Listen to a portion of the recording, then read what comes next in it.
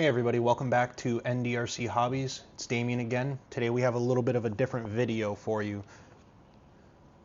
I think it was last week or the week before, there was a swap meet at Super G and I was able to pick up these two motors. This one right here is an Acuvance Fledge, 10.5 turn. The guy I got it from said that there's a little bit of shaft play in here. Might be hard to pick up on the camera, but it does wiggle a little bit. So we're gonna tear it down. I've never done this before. And we're gonna try to rebuild it. I ordered what I thought it might need and what the gentleman that sold it to me told me he believes it needs. And that's a shim set and a bearing set. So we'll get into that here in a second. And then the other motor I bought off of another gentleman there. This one is already torn apart. You can see the backside of the rotor right there, as well as the screws are all out. So I could technically split this, but I'm not gonna do that right now. We're still waiting on parts for this motor, so this one's just going to get set aside. I might include the rebuild of this one in another video or this video. I'm not sure yet. Depends on when those parts come in and when I upload. So we'll set that one aside. And then here's some of the parts for this. The gentleman that I got it from said that I needed to put a new sensor board in there, so we're just waiting on that to come in from Super G. Other than that though, I have my rotor tool and my parts. So we'll get into it. We'll start tearing this down and we will do a quick little time lapse to speed things up for you.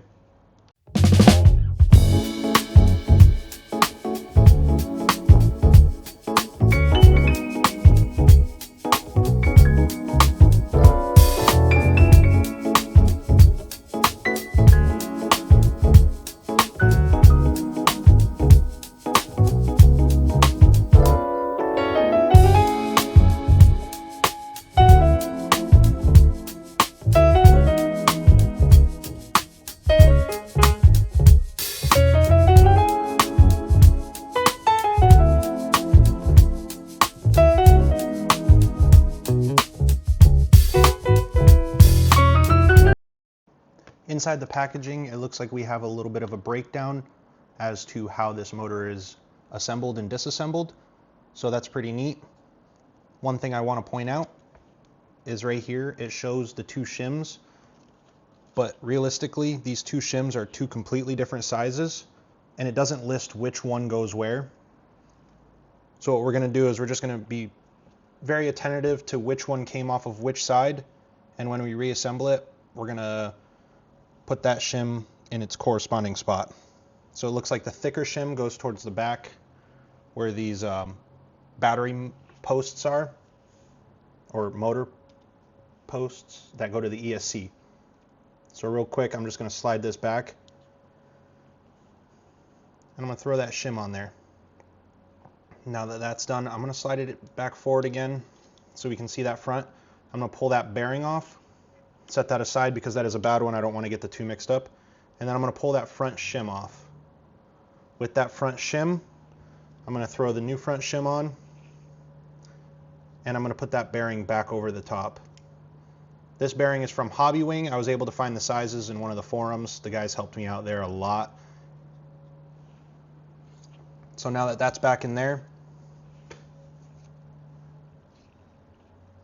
make sure everything's good. Now we'll start reassembling and putting this motor back together.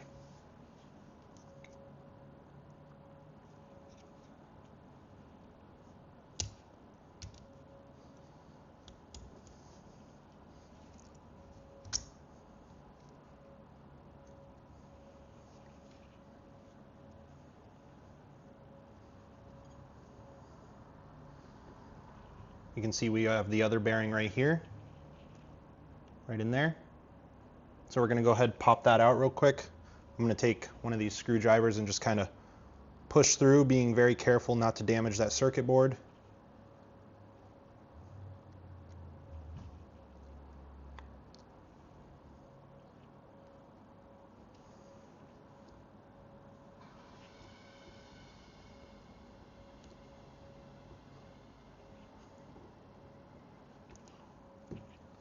That's pretty tight in there.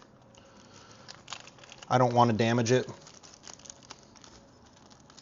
So what I'm going to end up doing is I'm just going to throw this other sensor board in here, which has a known good bearing.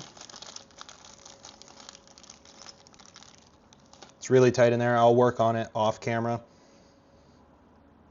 If I break it, I don't want you guys to see.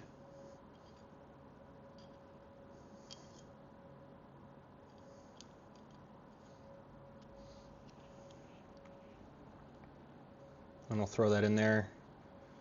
Just kind of leave it in there. I don't know which way it's supposed to clock. Just kidding. I have a Fledge right here. So I can see the battery posts are here, and that is supposed to clock about 90 degrees off to the left, or counterclockwise. That's a sneak peek at the new car. I won't show much more right now. I'm going to go ahead and slide this on. Make sure that my tool is pushed out so that it doesn't hit on that rotor.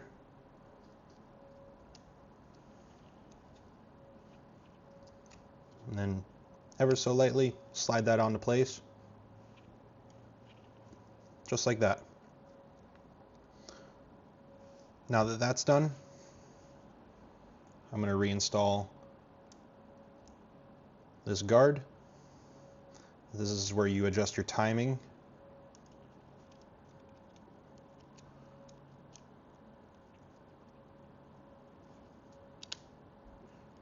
All right, now that that's on,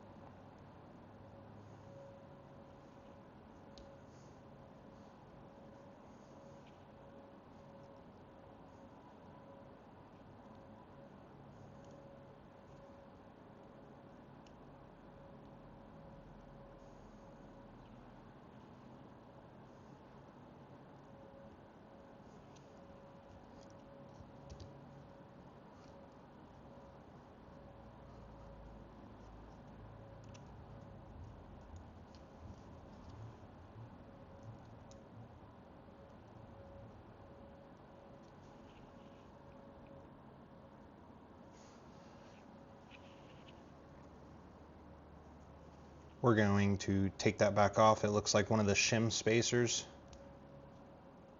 or not shim spacers, my apologies.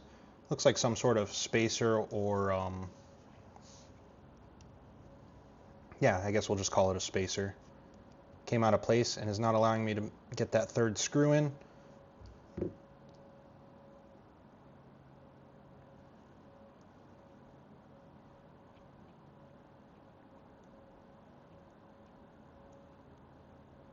Looks like it's just a cover for the pins. Starting to think this was a used sensor. We'll see how this works without it. But now that that's not in the way, I should be able to screw in all three of these screws with no interference. Easy peasy.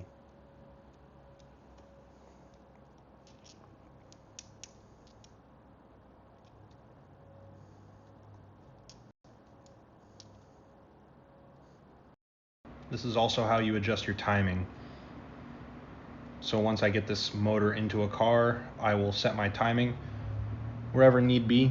It's kind of hard to see, but this one tip right there, how it's got a shiny point, tells you what your timing will be set at, and you loosen those and you can clock it whichever way you would like. With that back part being tightened down, make sure everything's nice and snug, we can go ahead and put this fan back on. This fan is essential for cooling down the motor while it is being out on the track and run. Without that, you'll only get a few laps of like hardcore tandems and putting down some really good laps before you have to pull off and let this motor cool down.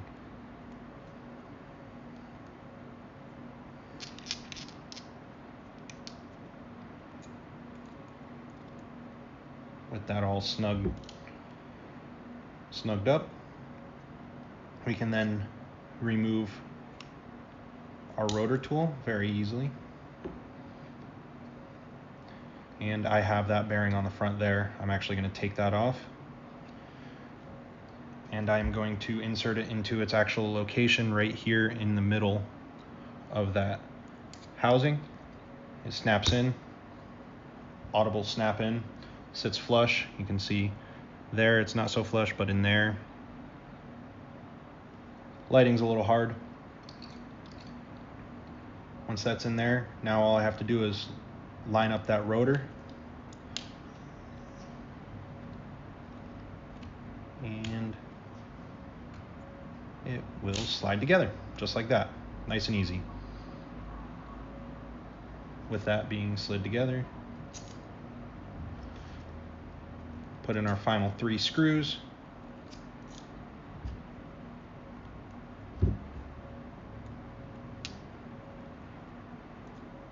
Start all the threads to make sure everything's all properly lined up, and then snug it all down.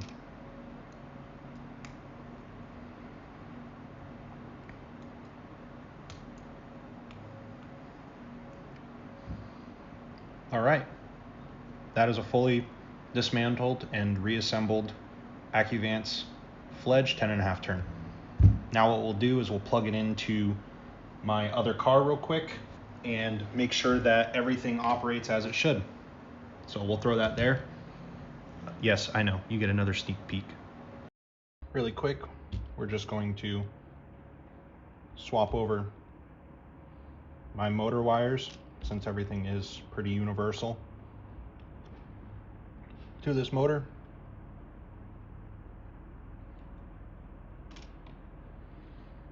Grab my sensor wire.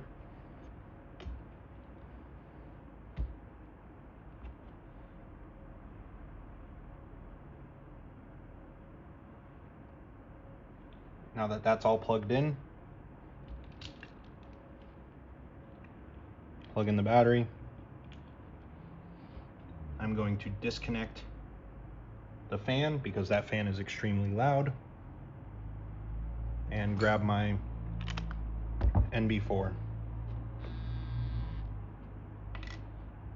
Now I need to select the car, turn on. That is my bad. I did not unplug the fan like I thought I did. I unplugged the motor fan, not the ESC fan. The ESC fan is the loud one. But now that everything's plugged in, I should have no issue. Going in reverse.